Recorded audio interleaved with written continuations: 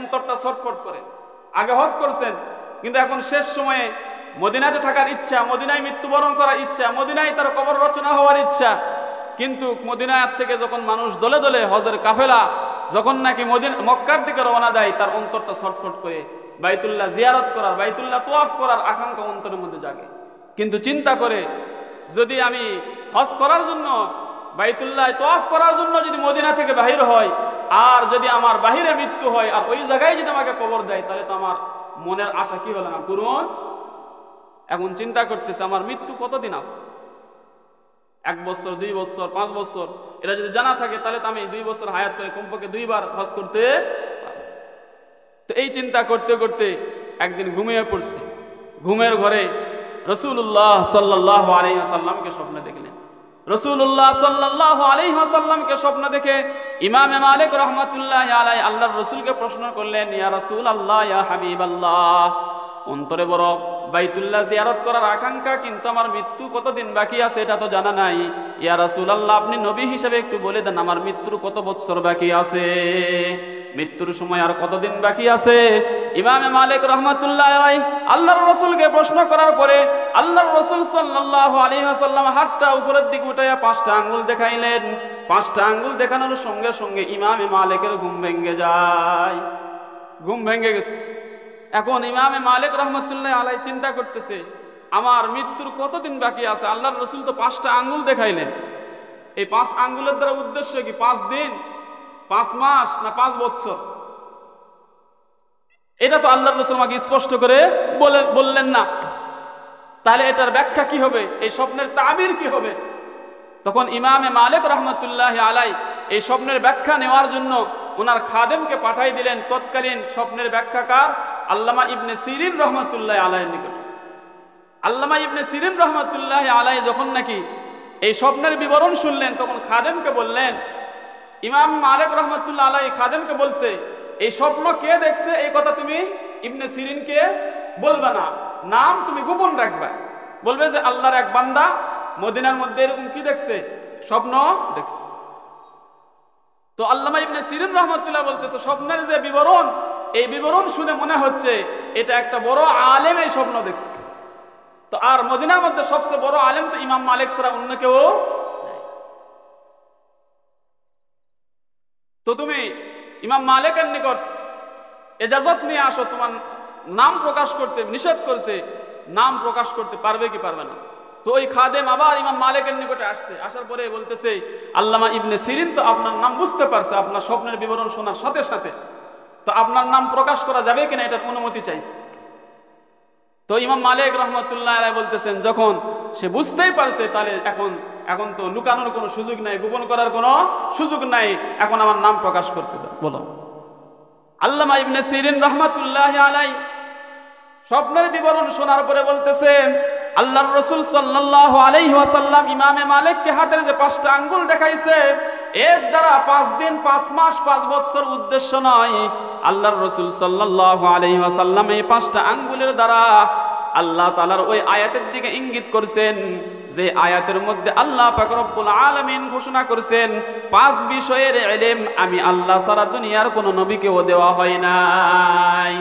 ইন্নাল্লাহা ইনদাহু ইলমুস সাআহ ওয়া ইউনাজ্জিলুল গায়স ওয়া ইয়ালামু মা ফিল আরহাম ওয়া মা তাদরি নাফসুম মাযা তাকসিবু গাদা ওয়া মা তাদরি নাফসুম বিআইয়ি আরদিন তামুত ইন্নাল্লাহা আলিমুন খাবীর। আল্লাহু আকবার বলেন। 5 বিষয়ের ইলম আল্লাহ সারা দুনিয়ার কাউকে দেওয়া হয় নাই, কোন ওলিকেও দেওয়া হয় নাই, কোন নবীকেও দেওয়া হয় নাই, একমাত্র আল্লাহ তাআলাই জানেন। 1 নম্বর বিষয় হলো ইলমুস সাআহ, কিয়ামত কবে হবে এটার ইলম কার আছে বলেন তো? আল্লাহর। কিয়ামত কোন মাসে, কোন বছর, কোন দিন হবে এটা কে জানে? আল্লাহ তাআলাই জানেন। ওয়া ইউনাজ্জিলুল গায়স, কোন দিন কোন এলাকায় বৃষ্টি বর্ষণ হবে এটার ইলমও কার কাছে রিজার্ভ? আল্লাহ তাআলার কাছে রিজার্ভ রয়েছে। এই বৃষ্টি বর্ষণের ইলম জ্ঞান আল্লাহ তাআলা দুনিয়ার কাউকে দেন নাই। ওয়া ইয়ালামু মা ফিল আরহাম, মায়ের পেটের মধ্যে কি বাচ্চা রয়েছে এটার ইলম একমাত্র কার রয়েছে? আল্লাহ তাআলার রয়েছে। প্রশ্ন করবেন, মায়ের পেটের বাচ্চা আল্ট্রাসাউন্ড করে তো নির্ণয় করা যায় ছেলে বাচ্চা না মেয়ে বাচ্চা। এটা ডাক্তার সাহেব পরীক্ষা নিরীক্ষা করে বলতে পারে ওই টাইমে, যেই টাইমে ছেলে হলে মেয়ে মেয়ে মেয়ে দ্বারা পরিবর্তন করার সুযোগ নাই, মেয়ে বাচ্চা হলে ছেলে দ্বারা পরিবর্তন করার সুযোগ। যেই সময়ে ছেলে মেয়ে নির্ণয় হয়ে যায়, আল্লাহ তাআলার পক্ষ থেকে ছেলে মেয়ে নির্ধারিত হয়ে যায়, ওই সময়ে ডাক্তাররা পরীক্ষা নিরীক্ষা করে কি করতে পারে, ছেলে মেয়ে নির্ণয় করতে। যখন মায়ের পেটের মধ্যে কেবল আসছে বীর্য, ওই সময় কি বলতে পারবে ছেলে না মেয়ে? 5 মাস, কমপক্ষে 4 মাস, 5 মাস পরে বলতে পারবে যে ছেলে মেয়ে না, ছেলে বাচ্চা না মেয়ে বাচ্চা। যেই সময় আর ছেলে হলে মেয়ে বানানোর আর কোনাই শক্তি নাই, মেয়ে হলে আর ছেলে বানানোর শক্তি। তাহলে যেই সময় আর পরিবর্তন করা যায় না, ওই সময় ডাক্তাররা পরীক্ষা নিরীক্ষা করে বলে দিতে। কিন্তু ছেলে মেয়ে নির্ধারিত হওয়ার আগে ওই নুতফা, ওই বীর্য থেকে, ওই পানি থেকে ছেলে বাচ্চা হবে না মেয়ে বাচ্চা হবে, এটার ইলম কার কাছে আছে? একমাত্র আল্লাহ তাআলার কাছে আছে। ওমা তাদরি নাফসুম মাযা তাকসিবু গাদা। আগামীকাল একজন বান্দা দুনিয়াতে এসে চলার পথে যে কি জীবিকা উপার্জন করবে, এটার ইলম একমাত্র আল্লাহ তাআলার কাছে রিজার্ভ। ওমা তাদরি বিআইয়ি আরদিন তামুত। 5 নাম্বার, কোন দিন কোন জমিনের মধ্যে তার মৃত্যুবরণ হবে, কোন জায়গায় সে মারা যাবে, কোন সময় মারা যাবে, এটাও একমাত্র কে জানেন? আমার আল্লাহ। তাহলে বলতেছিলাম তাকওয়া হাসিল করার জন্য 4টা উপায়, তার মধ্যে থেকে 1 নাম্বার উপায় হলো মৃত্যুর মোরাকাবা, মৃত্যুর স্মরণ বেশি বেশি করে। আকসিরু যিকরা হাজিমিল লাজ্জাতিল মাউত। আল্লাহর রাসূল বলেন, স্বাদ বিনষ্টকারী মৃত্যুকে বেশি বেশি করে স্মরণ করো। দুনিয়ার মনের চাহিদার তোমার শেষ নাই। তোমার বড় বড় বাড়ি বানানোর ফিকির, বড় বড় তোমার বিল্ডিং বানানোর ফিকির, দুনিয়ার লক্ষ লক্ষ টাকা কামানোর ফিকির, দুনিয়াতে বড় বড় ক্ষমতার চেয়ার পাওয়ার তোমার অন্তরের মধ্যে চিন্তা। দুনিয়ার এই সকল আকাঙ্ক্ষা তুমি অন্তর থেকে সরাইতে পারো না, অন্তর থেকে বাহির করতে পারো না। আল্লাহর রাসূল পন্থা বাতলাই দিলেন, অন্তর থেকে যদি দুনিয়ার আশা আকাঙ্ক্ষা তুমি বিতাড়িত করতে চাও, স্বাদ বিনষ্টকারী মৃত্যুকে বেশি বেশি করে স্মরণ করো। তাহলে 1 নম্বর কিসের মোরাকাবা করা? মৃত্যুর ফিকির করা, মৃত্যুর চিন্তা করা। তাহলে অন্তরের মধ্যে আল্লাহর ভয় আসতে থাকবে। 2 নম্বর, মৃত্যুর পরে কোথায় যাওয়া লাগে? কবরের মধ্যে যাইতে হবে। আল কবরু রাউযাতুম মিন রিয়াজিল জান্নাহ আও হুফরাতুম মিন হুফারিন নার। আল্লাহর রাসূল বলেন, মৃত্যুর পরে যেই গর্তের মধ্যে তোমাকে রেখে আসা হবে, যেই জায়গায় তোমার সঙ্গে দুনিয়ার কেউ যাবে না, প্রাণের স্ত্রীও তোমার সঙ্গে যাবে না, যেই বাবা মা তোমাকে আদর যত্ন করে কষ্ট করে লালন পালন করেছে, এই বাবা মাও তোমার সঙ্গে যাবে না। দুনিয়ার লক্ষ লক্ষ টাকার ব্যাংক ব্যালেন্স করেছো, এই একটা টাকাও তোমার কাপড়ের মধ্যে দেওয়া হবে না।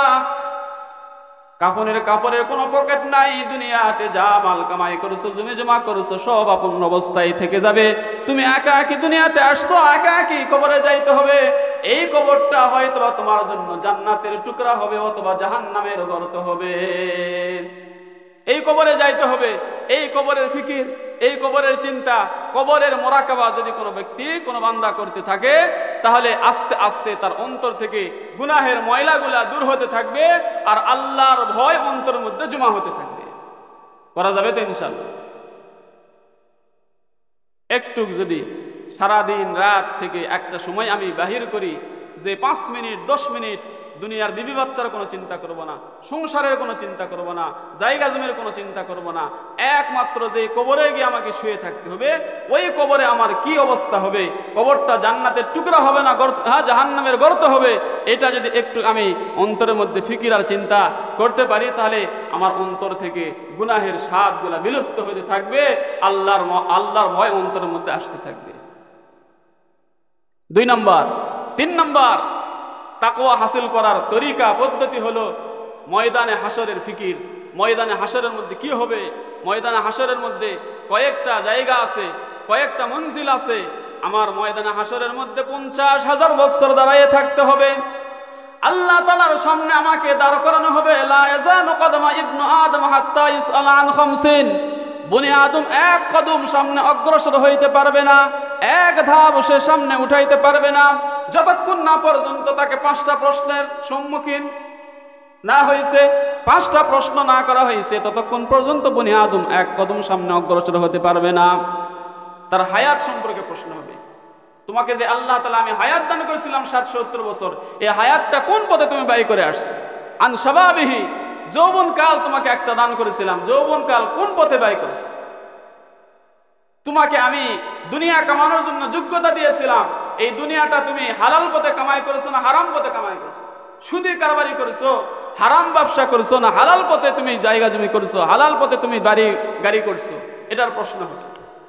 আর যেই টাকা উপার্জন করছো তুমি মনে করছো আমার টাকা, কিন্তু এই টাকা আমি যেটা ইচ্ছা সেটাই খরচ করব, যেটা ইচ্ছা সেটাই খরচ করব, এটার অধিকার দেওয়া হয় নাই। কোন জায়গায় টাকা খরচ করছো এটারও প্রশ্ন হবে। এবং এলেম সম্পর্কে প্রশ্ন হবে, তুমি যতটুকু জানছো কতটুকু আমল করছো, এটার প্রশ্ন হবে। ওই দিন দুনিয়ার কেউ কারো পরিচয় দিবে না। ইয়াউমা ইয়াফিরুল মারউ মিন আখিহি ওয়া উম্মিহি ওয়া আবিহি ওয়া সাহিবাতিহি ওয়া বানিহি। ওই দিন ছেলে সন্তান আমার থেকে দূরে ভাগতে থাকবে, আমার স্ত্রী আমার থেকে দূরে ভাগতে থাকবে, বাবা মা আমাকে বাবা মার পরিচয় দিবে না, বলবে যে দুনিয়াতে আমার বিবাহ হয় নাই, সন্তান কোথায় থেকে আসলো। আজকে দুনিয়াতে যাদের মোহে পড়ে আমি গুনাহ করতেছি, কিয়ামতের ময়দানে বাবা আমাকে বাবার পরিচয় দিবে না, সন্তান আমাকে সন্তানের পরিচয় দিবে না, বিবি আমাকে বিবির পরিচয় দিবে না, দুনিয়ার কোনো বন্ধু বান্ধব বন্ধুর পরিচয় দিবে না।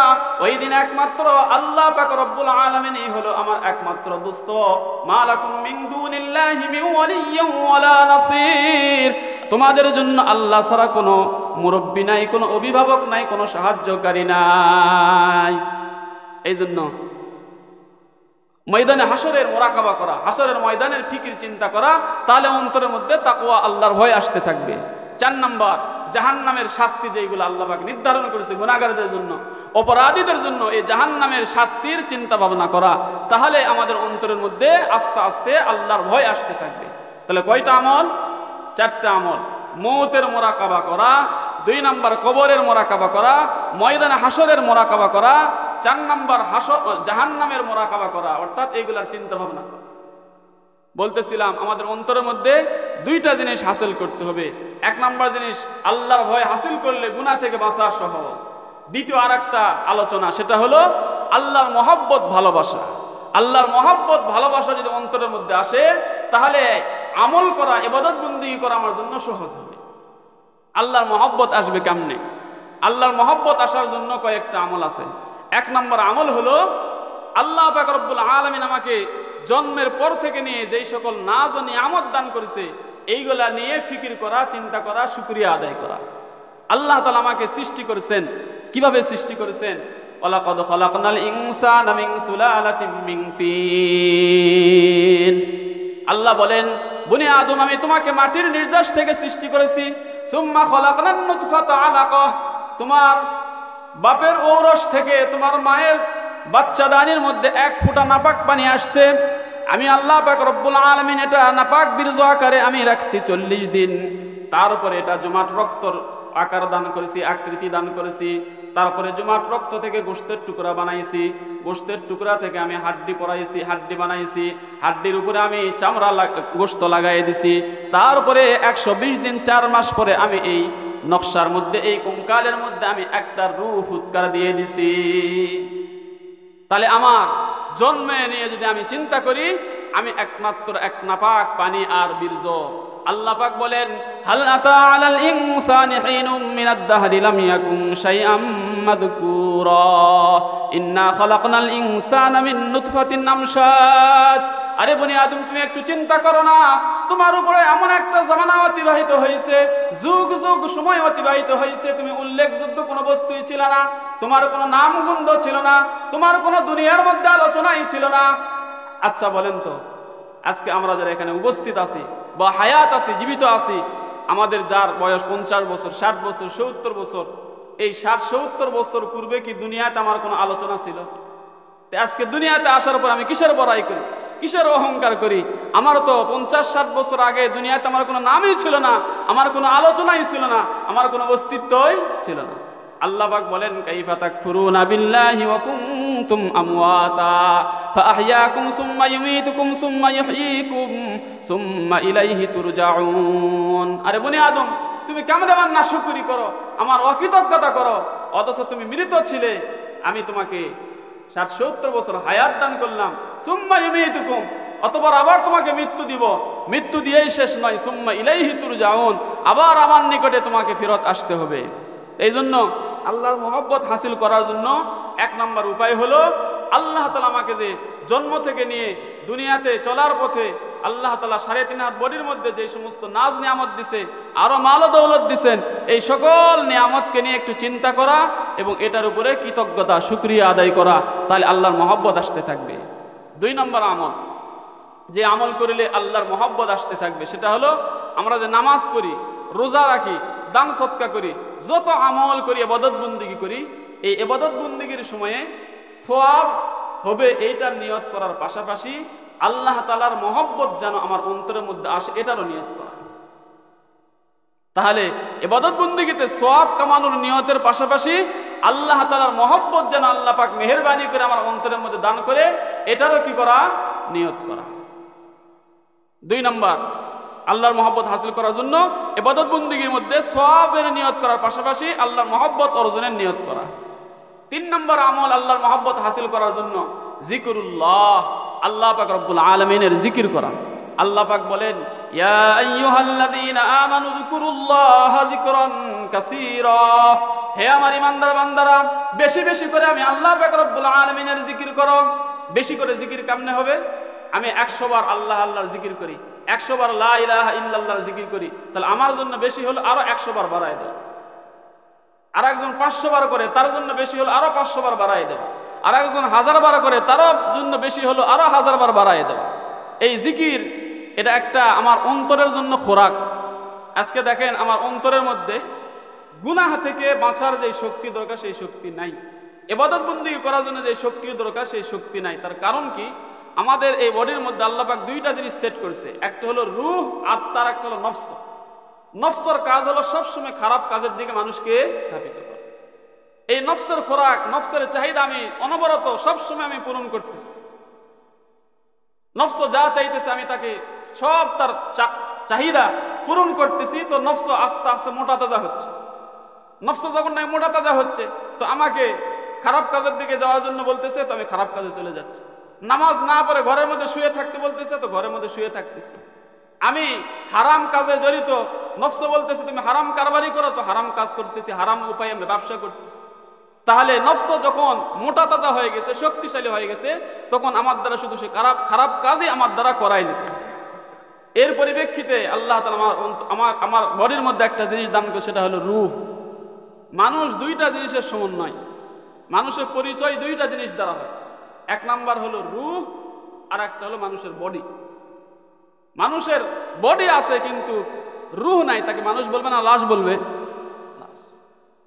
বডি সব ঠিক আছে, চোখ, কান, নাক, হাত পা সব অঙ্গ প্রত্যঙ্গ ঠিক, একবারে সব সুস্থ, কিন্তু তার দেহের মধ্যে যেই রূহ আর জান আর আত্মা থাকার কথা এটা নাই, তাহলে তাকে মৃত বলবে, লাশ বলবে। এটার কোনো কার্যকারিতা। আর শুধু রূহ আছে, বডি নাই, তাহলেও মানুষকে দেখা যাবে না। তাহলে রূহ এবং জাসাদ, আত্মা এবং দেহ, 2টার সমন্বয় মানুষের পরিচয়। তো এখন দেহেরও খোরাক আছে, আত্মারও খোরাক আছে। দেহের খোরাক হলো মাটি থেকে। দেহের খোরাক কিসের থেকে? মাটি থেকে। দেহ যেহেতু মাটি থেকে সৃষ্টি, সুতরাং মাটি থেকে যে সকল ফল ফসল উৎপাদন হয়, এইগুলা দ্বারাই আমার দেহের খাদ্য সরবরাহ। এর বিপরীত যে রূহ আছে, এই রূহ আসছে কোথায় থেকে? আল্লাহর রাসূলকে আল্লাহ পাক রব্বুল আলামিন বলেন, ওয়ায়াসআলুনাকা আনির রূহ কুলির রূহু মিন আমরি রাব্বি। আপনাকে মানুষেরা রূহ সম্পর্কে জিজ্ঞাসা করবে, আপনি উত্তর দিবেন কুলির রূহু মিন আমরি রাব্বি। রূহ হলো আমি আল্লাহ পাক রব্বুল আলামিনের হুকুম মাত্র। তাহলে রূহ কোথায় থেকে আসছে? আল্লাহ তাআলার থেকে। আর বডি কোথায় থেকে আসছে? মাটি থেকে। মিনহা খালাকনাকুম, আমি তোমাকে মাটি থেকে সৃষ্টি করেছি। মরার পরে এই দেহ কোথায় যাবে? মাটির মধ্যে যাবে। ওফিহা নুঈদুকুম, এই মাটির মধ্যেই তোমাকে আমি নিয়ে আসবো। ওমিনহা নুখরিজুকুম তারাতান উখরা, মাটি থেকে আবার দুবার তোমাকে কিয়ামতের দিন বাহির করা হবে। তাহলে দেহ মাটি থেকে সৃষ্টি, মাটি থেকে উৎপাদিত ফল ফসল দ্বারাই সে খোরাক পায়। আবার মৃত্যুর পরে এই দেহ মাটির মধ্যেই চলে যাবে। আর রূহ আসছে আল্লাহ তাআলার পক্ষ থেকে। কোথা থেকে আসছে? আল্লাহ তাআলার পক্ষ থেকে আসছে। তাহলে এখন আসেন, রূহ যখন নাকি আল্লাহ তাআলার পক্ষ থেকে আসছে, তো দেহের যেমনি ভাবে একটা খোরাক আছে, রুহের একটা কি আছে, দেহ আসছে মাটির থেকে, দেহের খোরাক আসতেছে মাটির থেকে, যে সকল উৎপাদিত ফল ফসল আছে সেইগুলো। এখন রুহ আসছে আল্লাহ তাআলার থেকে, এখন এই রুহ যেহেতু আল্লাহ তাআলার থেকে আসছে, এই রুহের খোরাকও সংগ্রহ করতে হবে আল্লাহ তাআলার থেকে। কার কাছ থেকে বলেন? আল্লাহ তাআলার কাছ থেকে। তো এই রুহের খোরাক কি? রুহের খোরাক হলো জিকরুল্লাহ, গুনাহ থেকে বাঁচা, ইবাদত বন্দেগী করার জন্য আধ্যাত্মিক শক্তির দরকার। একটা উদাহরণ দেই, দেখেন ঘরের মধ্যে বৃদ্ধ বাবা আস, যুবক ছেলে আস, বৃদ্ধ বাবা শীতকালে শেষ রাত্রিতে জাগ্রত হয়ে ঠান্ডা পানি দিয়ে ওযু করে তাহাজ্জুদের নামাজও পড়ে, আবার ফজরের আজান হলে মসজিদে এসে জামাতের সাথে নামাজও। কিন্তু ওই ঘরের মধ্যে তার যুবক ছেলে ল্যাপ মুড়ি দিয়ে সে ঘুমাইতেছে, তাহাজ্জুদ তো নামাজ পড়ার খবর নাই, ফজর নামাজ যে পড়বে এই শক্তিটুকুও।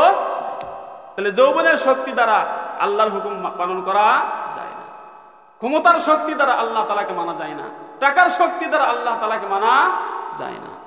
আল্লাহ তাআলাকে মানতে হলে, আল্লাহর ইবাদত বন্দেগী করতে হলে যে শক্তির দরকার, সেই শক্তির নাম হলো আধ্যাত্মিক শক্তি।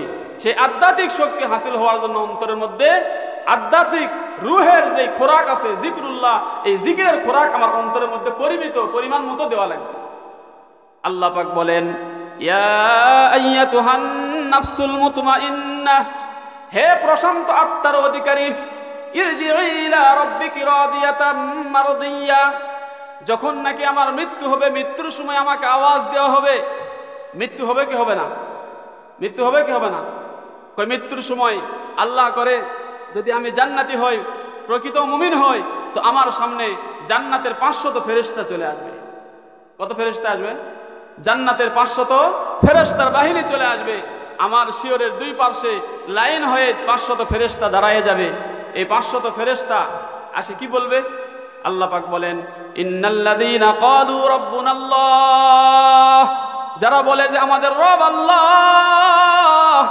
আল্লাহ তাআলাকে রব আর পরওয়ারদিগার বলে স্বীকার করে, সুম্মাস্তাকামু, আল্লাহকে পরওয়ারদিগার বলে স্বীকার করার পরে শুধু সে এই ঈমান নিয়ে বসে থাকে না, বরং ঈমানের চাহিদা যে আছে আল্লাহ তাআলার হুকুম মানা, রাসূলুল্লাহর তরিকায় চলা, আল্লাহ তাআলা নিষেধাজ্ঞা কাজ থেকে বিরত থাকা, এইগুলোর উপরে সে ইস্তেকামাত থাকে, অটল থাকে, অবিচল থাকে।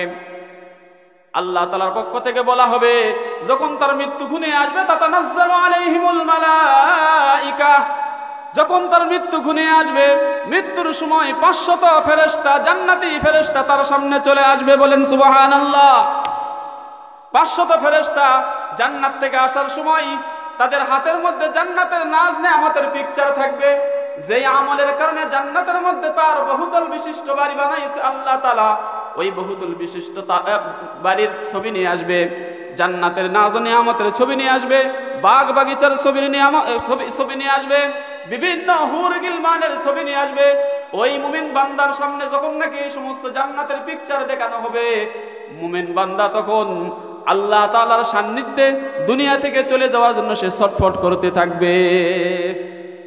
ফেরেশতা আসে বলবে, আল্লাহ তাখাফু, ও মুমিন বান্দা, এখন তোমার দুনিয়ার থেকে চলে যাওয়ার সময় ঘনিয়ে আসছে, তুমি কোনো ভয় করো না। তোমার মৃত্যুর পরে কবরের ভয়, কবরের সওয়াল জবাবের ভয়, ময়দানে মাহশারের ভয়, এলার তোমার কোনো ভয় নাই। ওয়ালা তাহজানু, মৃত্যুর পরে তুমি দুনিয়াতে তোমার বিবি বাচ্চা রেখে যাচ্ছ, মাল দৌলত রেখে যাচ্ছ, ওয়ারিসদেরকে রেখে যাচ্ছ, এদের কোনো চিন্তা করবে না, টেনশন করবে না। ও আবশিরু বিল জান্নাতিল্লাতী কুনতুম তুআদুন, তুমি দুনিয়াতে থাকা অবস্থায় ওই জান্নাতের খুশখবরি গ্রহণ করো, ওই জান্নাতের সুসংবাদ গ্রহণ করো, যে জান্নাতের ওয়াদা আল্লাহ পাক রব্বুল আলামিন তোমার সঙ্গে করেছিল। তাহলে সে মৃত্যুর সময় ফেরেশতার দ্বারা সে জান্নাতের খুশখবরি দুনিয়ার থেকেই সে পেয়ে যাবে। আরো বলবে, নাহনু আউলিয়াউকুম ফিল হায়াতিদ দুনিয়া ওয়া ফিল আখিরাহ, নাহনু আউলিয়াউকুম ফিল হায়াতিদ দুনিয়া ওয়া ফিল আখিরাহ। ফেরেশতারা বলবে, আরে আল্লাহর বান্দা, দুনিয়াতে আমরা ফেরেশতার জামাত, ফেরেশতার দল তোমার বন্ধু হিসেবে ছিলাম। তুমি নামাজে গেছো, তোমার সাথে ছিলাম। তুমি জমিনে কাজ করতে গেছো, তোমার সাথে ছিলাম। তুমি বাজারে গেছো, তোমার সাথে ছিলাম। তুমি যেই জায়গাতেই ছিলা, সেই জায়গাতেই আমরা ফেরেশতার বাহিনী তোমার পার্শ্বে, দুনিয়াতেও তোমার পার্শ্বে ছিলাম। ওফিল আখিরা, আর তুমি ভয় করো না, কবরে, হাসরে, পুলসিরাতে, মিজানে, সব জায়গাতে আমরা ফেরেশতা বন্ধু হিসেবে তোমার পার্শ্বেই থাকব। আজকে যখন মৃত্যুর কথা শুনে মানুষের ভয় লাগে, কি বলেন? মৃত্যুর কথা শুনলে ভয় লাগে, কিন্তু প্রকৃত মুমিন যে হতে পারছে, মৃত্যুর কথা শুনলে সে হাসতে থাকবে, আনন্দ লাগবে। তার কারণ আল্লাহর রাসূল বলেন, তুহফাতুল মুমিনি আল মউত, মুমিনের জন্য মৃত্যুটা হলো একটা হাদিয়া। যদি হাদিয়া আমাকে দেওয়া হয় তাহলে খুশি লাগে। হাদিয়ার কথা শুনলে কি লাগে? খুশি লাগে। তাহলে মৃত্যুর কথা শুনলে তো খুশি লাগার কথা, কিন্তু আমার মৃত্যুর কথা শুনলে টেনশন হয়, ভয় লাগে। কেন? যেই প্রকারের মুমিন হলে মৃত্যু আমার জন্য হাদিয়া হবে, মৃত্যু আমার জন্য তোহফা হবে, ওই প্রকারের মুমিন আমি এখনো হইতে কই। মৃত্যুকে মুমিনের জন্য হাদিয়া তোহফা বলা হয়েছে কেন?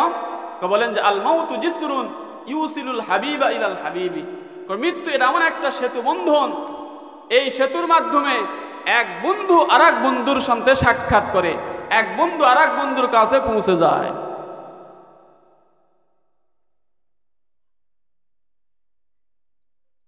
আল্লাহ রাসূল সাল্লাল্লাহু আলাইহি ওয়াসাল্লাম বলেন, মান আহাব্বা লিকা আল্লাহি আহাব্বাল্লাহু লিকাআহু। যেই বান্দা, যেই বান্দি আল্লাহ তাআলার সঙ্গে সাক্ষাৎ হওয়াকে ভালোবাসে, সাক্ষাৎ হওয়াকে পছন্দ করে, আল্লাহ তাআলাও ওই বান্দার সাথে সাক্ষাৎ দেওয়ার জন্য পছন্দ করে। তো বলতেছিলাম, নাহনু আউলিয়াউকুম ফিল হায়াতিদ দুনিয়া ওয়া ফিল আখিরাহ। ফেরেশতারা বলবে, দুনিয়াতেও তোমার সাথে ছিলাম, আখিরাতেও তোমার সাথে থাকবো। ওয়ালাকুম ফিহা মা তাশতাহি আনফুসুকুম ওয়ালাকুম ফিহা মা তাদউন।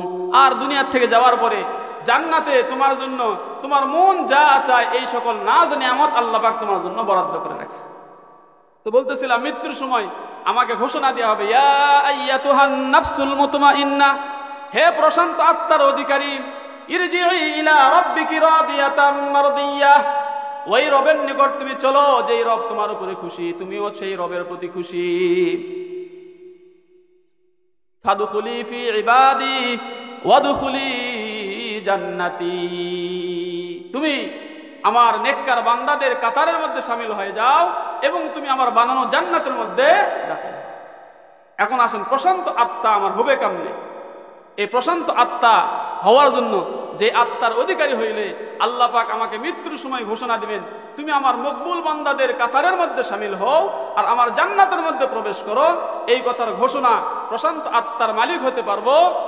ওই যে আল্লাহ তাআলার পক্ষ থেকে যে খোরাক আসছে আমার রূহ আর আত্মার জন্য, ওই খোরাকটা যদি আমি আমার রূহ আর আত্মাকে দিতে পারি, সেই রূহ, যেই খোরাকটা হলো জিকরুল্লাহ, আল্লাহ তাআলার জিকির। জিকিরের দ্বারা কি হয়? আল্লাহ পাক বলেন, আল্লাযীনা আমানু ওয়া তাতমাইন্নু কুলুবুহুম বিযিকরিল্লাহ।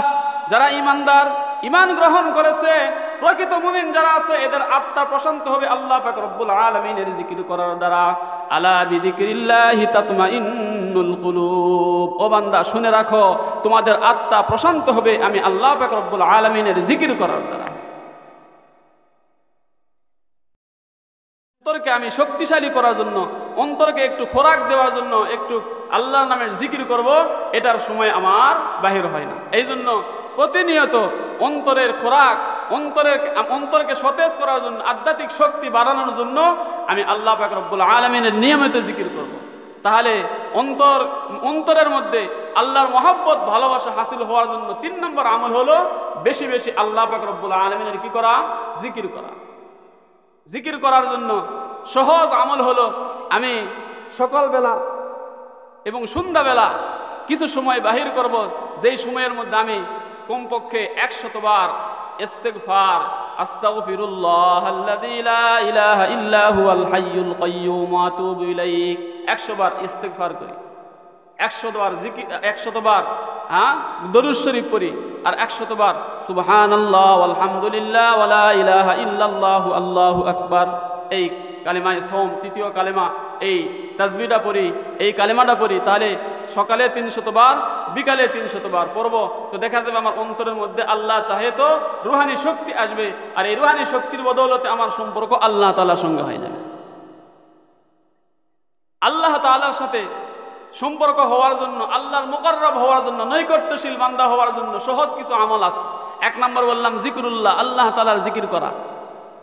2 নম্বর একটা আমল আছে, হাদিসে পাকের মধ্যে আসছে, সেই আমলটা হলো শেষ রাত্রিতে আল্লাহ তাআলার কুদরতি পায়ে সেজদা দেওয়ার জন্য তাহাজ্জুদের নামাজ আদায় করে। এই তাহাজ্জুদের নামাজের নগদ 3টা ফায়দা।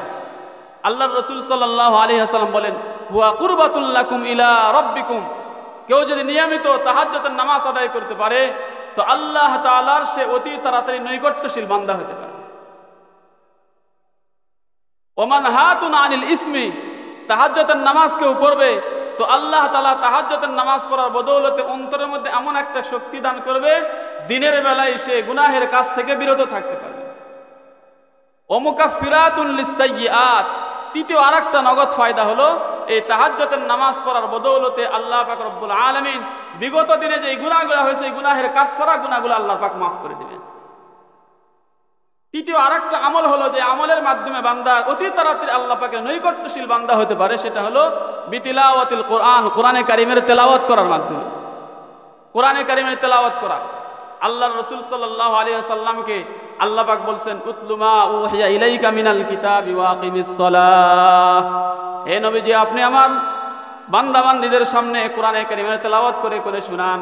কোরআনে কারিমের তেলাওয়াত যে যত করবে তার অন্তরের মধ্যে আল্লাহ পাক রব্বুল আলামিনের মহব্বত বাড়বে আর আল্লাহ পাকের নৈকট্য হাসিল হবে। আবু যর রাদিয়াল্লাহু তাআলা আনহুকে আল্লাহর রাসূল সাল্লাল্লাহু আলাইহি ওয়াসাল্লাম বলেছেন, আলাইকা বিতিলাওয়াতিল কোরআন, হে আবু যর তুমি বেশি বেশি করে কোরআনে কারিমের তেলাওয়াত করাকে নিজের জন্য আবশ্যক করে নাও। তার কারণ ফাইন্নাহু যিকরুল লাকা ফিল আরদ, যিকরুল লাকা ফিস সামা ওয়া নূরুল লাকা ফিল আরদ, তুমি বেশি বেশি করে কোরআনে কারিমের তেলাওয়াত করবে তো আল্লাহ তাআলা আসমানে ফেরেশতাদেরকে নিয়ে তোমার আলোচনা করবে, আল্লাহর সাথে মহব্বত সৃষ্টি হবে, আল্লাহ পাক তোমাকে নিয়ে আলোচনা করবে, ফেরেশতারা তোমাকে নিয়ে আলোচনা করবে। ওয়া নূরুল লাকা ফিল আরদ, আর এই কোরআনে কারিমের তেলাওয়াত করার মাধ্যমে তোমার জমিনের মধ্যে আল্লাহ পাক এমন একটা নূর দান করবে যে হেদায়েতের নূর দ্বারা দুনিয়াতে তুমি চলাচল করতে পারবে। আর এই কোরআনে কারিমের তেলাওয়াত হয় কোন জায়গায়? মাদ্রাসার মধ্যে। এই কোরআনে কারিমের সহি শুদ্ধ তেলাওয়াত শেখানো হয় মাদ্রাসার মধ্যে। এই মাদ্রাসাগুলো দিন হেফাজতের কিলা দুর্গ। যেরকম আমাদের দেশে আইন শৃঙ্খলা, শান্তি শৃঙ্খলা সব ঠিক রাখার জন্য র্যাব বাহিনী আছে, আর্মি বাহিনী আছে, বিডিআর বাহিনী আছে, পুলিশ বাহিনী আছে। এদেরকে সরকার তাদেরকে সব লাইনে সহযোগিতা দিয়ে তাদেরকে দেশের মধ্যে বিভিন্ন জায়গায় ছড়িয়ে রাখছে যাতে করে আইন শৃঙ্খলার অবনতি না হয়, শান্তি শৃঙ্খলা ঠিক থাকে। এখন আসেন দিনের শৃঙ্খলা, দিন হেফাজত হবে, সহি ঈমান আকীদা শিক্ষা হবে, সহি কোরআন শিক্ষা হবে, সহি আমল শিক্ষা হবে, সুন্নতের শিক্ষা হবে। এগুলোর জন্য দিনই ক্যাম্প, দিনই দুর্গর দরকার আছে না নাই? সেই দিনই দুর্গগুলো হইল এই সকল মাদারিস। আজকে এই মাহফিলের মধ্যে মাদ্রাসা থেকে 6 জন হাফেজে কোরআন তারা হেফজ কমপ্লিট করছে, তাদের মাথায় সম্মানী পাগড়ি প্রদান করা হবে। এজন্য খুশি না বেজার? এলাকার জন্য, যে এলাকায় মাদ্রাসা থাকে ওই মাদ্রাসা ওই এলাকার জন্য আল্লাহ তাআলার পক্ষ থেকে অনেক বড় একটা রহমত আর বরকত। তার কারণ এই সকল মাদ্রাসার মধ্যে কচি কাঁচা মাসুম বাচ্চা, যাদের উপর এখনো নামাজ ফরজ হয় নাই, যাদের উপরে এখনো রোজা ফরজ হয় নাই, মাসুম নিষ্পাপ বাচ্চা, তারা হেফজখানায় পড়ে, তারা কোরআনে কারিমের তেলাওয়াত করে। শেষ রাত্রিতে তাহাজ্জুদের মুহূর্তে উস্তাদ তাদেরকে ঘুম থেকে জাগায়ে দেয়।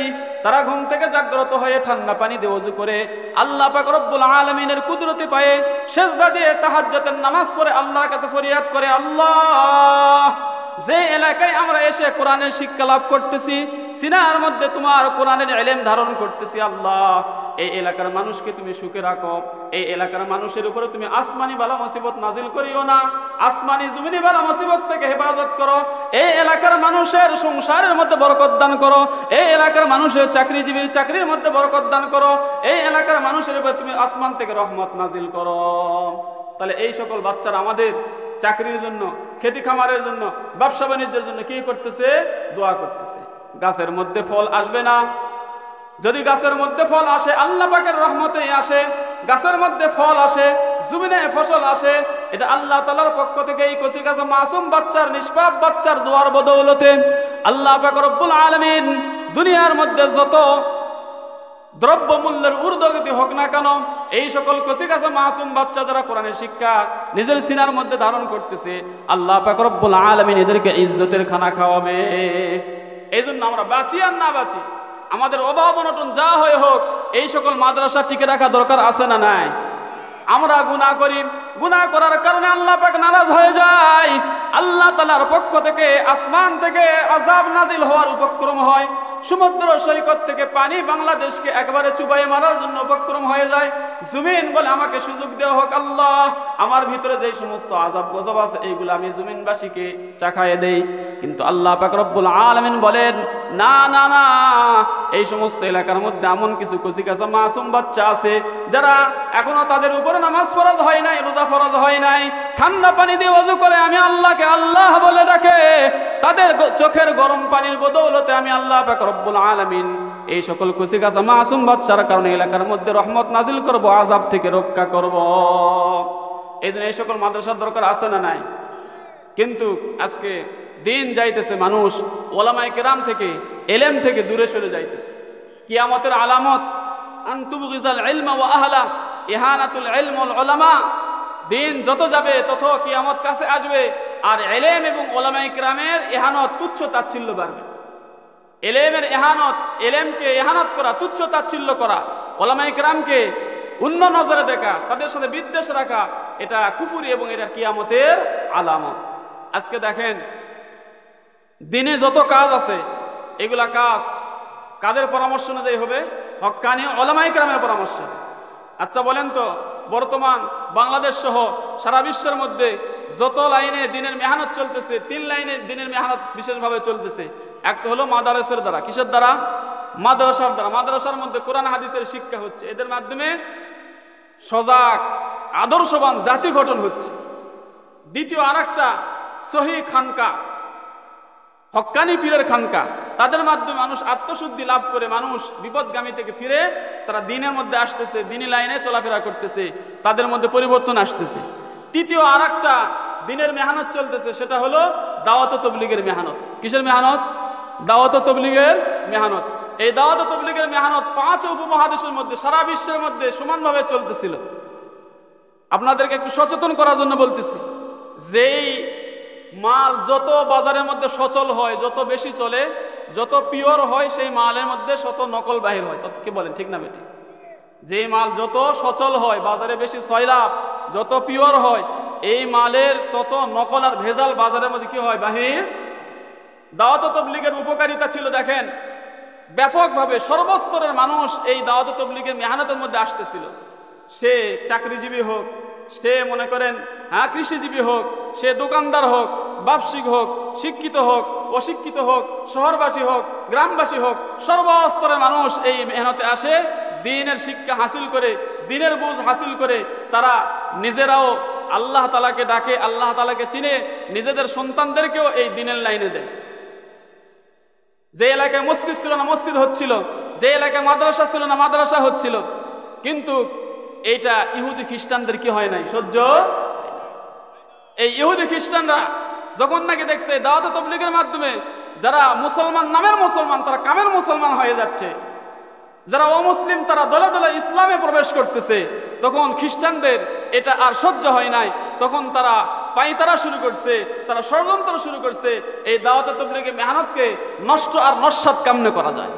এই জন্য তারা 20-30 বছর আগের থেকে ষড়যন্ত্র করতেছিল। ষড়যন্ত্র করতে করতে যে দাওয়াত ও তাবলীগের মেহনত শুরু হয়েছে ভারতের নিজামুদ্দিন থেকে, এই নিজামুদ্দিনের মধ্যে বর্তমান মাওলানা সাআদ কান্দলবি যে আছে, আপনারা অনেকেই নেট পত্রিকায় ফেসবুকে দেখছেন, গত 18 ডিসেম্বর ইজতেমার ময়দানে ঘুমন্ত মুসল্লি যারা ছিল, রাত 3টার দিকে আক্রমণ করে তাদেরকে অনেকজনকে নিহত করেছে, অনেকজনকে আহত করেছে। অনেকে খবর আছে না? এটা কারা করছে? তারাও বলে যে আমরাও দাওয়াত ও তাবলীগের মেহনত করি। আপনাদেরকে জানতে হবে, অন্যথায় ভেজাল আর আসল এটা যদি না চিনি, তখন আমরা দ্বিধাদ্বন্দ্বের মধ্যে পড়ে যাব। আপনারা বলবেন হুজুর সবাই তো হুজুর মানুষ, সবাই তো লেবাস পোশাক ঠিক আছে, তারাও তো আসে আমাদেরকে দিনের কথাই বলে। তো না, শেষ জামানা কিয়ামতের ময়দানে কয়টা দল হবে? 73টা দল হবে। সেই 73টা দলটা তৈরি হওয়া লাগবে না? সেই 73 দল তৈরি হওয়ার প্রক্রিয়া চলতেছে। তো তাদের মধ্যে থেকে দেখেন ইহুদি খ্রিস্টানরা ভারতের নিজামুদ্দিনের সাআদ কান্দলবির মাথাকে ধুলাই করছে। সে কোরআন হাদিসের অপব্যাখ্যা করে আকীদাগত কিন্তু মাসলাগত ভুল মাসআলা দিয়ে মানুষকে বিভ্রান্তি করতেছে। এগুলো আপনাদেরকে জানতে হবে। সে একটা কথা বলছে, সেটা হলো হেদায়েত আল্লাহ তাআলার হাতে নাই। বলেন নাউজুবিল্লাহ। হেদায়েত কার হাতে নাই? আল্লাহর হাতে হেদায়েত নাই। বলেন যে আল্লাহ তাআলার হাতে যদি হেদায়েত থাকতো তাহলে আল্লাহ তাআলা নবীকে দুনিয়াতে পাঠাতো না। তাহলে বলেন ইন্নাকা লা তাহদি মান আহবাবতা ওয়ালাকিন্নাল্লাহা ইয়াহদি মান ইয়াশা। আল্লাহ বলেন হে নবীজি, আপনি যাকে ভালোবাসেন তাকে আপনি হেদায়েত দিতে পারবেন না, আমি আল্লাহ তাআলা যাকে চাবো তাকেই হেদায়েত দেব। তাহলে আল্লাহ তাআলা যাকে চাবে তাকে কি দিবে? হেদায়েত দেবে। কিন্তু সে কি বলতেছে? আল্লাহ তাআলার হাতে কি নাই?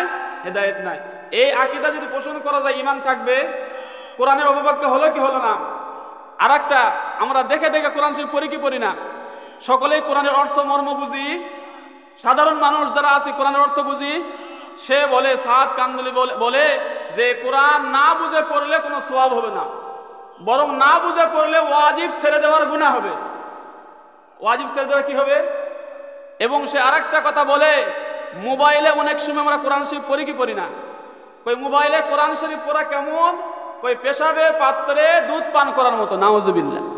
কই পেশাবের পাত্রকে পরিষ্কার করে দুধ পান করা যেমন, কই মোবাইল দেখে দেখে কোরআন পড়া তেমন।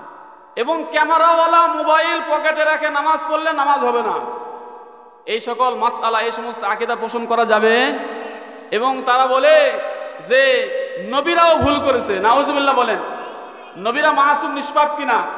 নবীদের দ্বারা কোনো ভুল হয়েছে? এখন নবীরা যদি মাসুম নয়, তারাও গুনাহ করছে, এই কথা আকীদা পোষণ করলে ইমানের মধ্যে সমস্যা হবে কি হবে না? তাহলে এই সমস্ত আকীদা পোষণকারী সাদ কান্দলেবী তার অনুসারীরা আমাদের বাংলাদেশে খুব উৎপাত শুরু করছে। এই সাদ কান্দলেবীর অনুসারীরা গত 18 ডিসেম্বর গভীর রাত্রে রাত 3টার দিকে তারা ইজতেমার ময়দানে সরকারের নির্ধারিত তারিখ অনুযায়ী 31 জানুয়ারি 1-2 ফেব্রুয়ারি ইজতেমার প্রথম পর্ব হওয়ার কথা। ইজতেমার ময়দানের প্রস্তুতি কাজ করার জন্য সাথীরা কাজ করতেছিল। তারা ঘুমের মধ্যে আসে, দেশীয় অস্ত্র নিয়ে এই সকল মুসল্লিদের উপরে নির্মমভাবে তারা আক্রমণ করে তাদেরকে নিহত করেছে, আহত করেছে।